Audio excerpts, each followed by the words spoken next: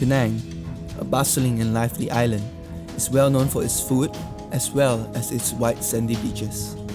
The greatest highlight of any visit to Penang, aka Pearl of the Orient, is of course Georgetown itself, a city which has gained world recognition for being a UNESCO World Cultural Heritage Site since 2008. One of the key elements of Georgetown's colonial architectural heritage is the famous 5-foot way, or better known as kaki lima in Malay. Kaki lima are pedestrian walkways indented into the ground floor of a building from the road, providing shelter for pedestrians from the scorching sun and torrential rain common in Penang. To this day, the 5-foot way concept is still being preserved even for refurbished buildings in the city. The very idea of kaki lima is symbolic of the unique communal spirit of Georgetown, bringing to mind the simple life of an earlier time of Penang's history. There are many such reminders in Georgetown, but one in particular intrigues me.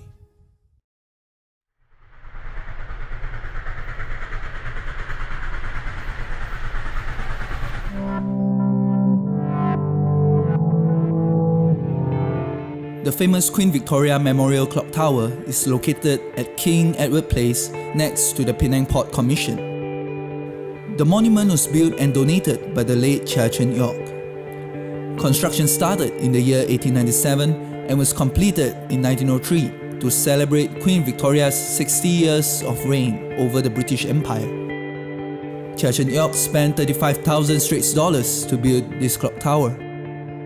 Of the Moorish-style architecture, this clock tower poses 4 tiers with the base tier designed in an octagonal shape. The next 2 tiers comprise 4 distinct faces and is decorated with windows, balconies, and 4 working clocks. The top tier is rounded off with Roman pillars and rooted with a domed cupola. The clock tower is not straight, in fact, it is slightly leaning at a certain angle.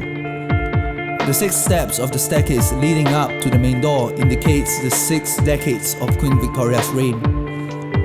The clock tower is quite a marvel as many architects to this day still have difficulty designing such a sophisticated architecture.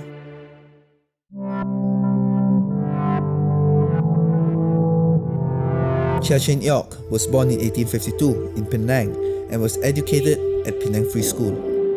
He worked in various fields, including banks and businesses. As he slowly earned his fortune and became a millionaire, he held various positions. To name a few, he was the Opium Superintendent of Malaya, Municipal Commissioner of Penang, and a member of the Chinese Advisory Board. He regarded himself as a loyal British subject and had great interest in English educations. In 1897, when Queen Victoria celebrated her Diamond Jubilee, he offered to fully fund the erection of a clock tower in commemorating the event. Unfortunately, Queen Victoria didn't have the chance to visit the clock tower, as she passed on in 1902, 1 year before the tower was completed.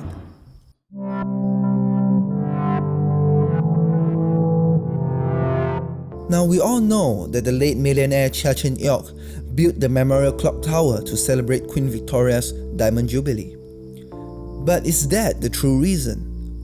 Why spend 35,000 Straits dollars, a fortune at that time, to build a monument to a queen who might not ever see it or even know of the existence of its builder?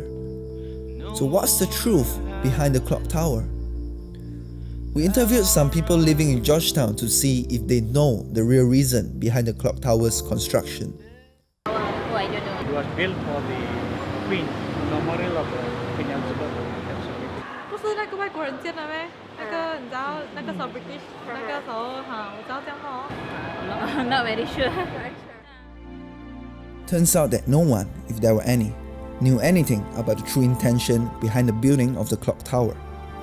One may speculate that Chia Chen Yok aspired to high honor in the Queen's court, or establishing himself as the local nobility in the eyes of the community. Could it be that Chia Chen Yok had met Queen Victoria in person sometime in the past? As he had regarded himself as a loyal British subject. What gave birth to such loyalty? Could there be something else going on between the Queen and the millionaire? Or perhaps all these assumptions were wrong. Maybe Chechen Ilk donated the clock tower out of respect and goodwill. We might never know the true intention of the millionaire, but one thing's for sure. If the truth were ever to be uncovered, it will definitely be one of our island's best kept secrets.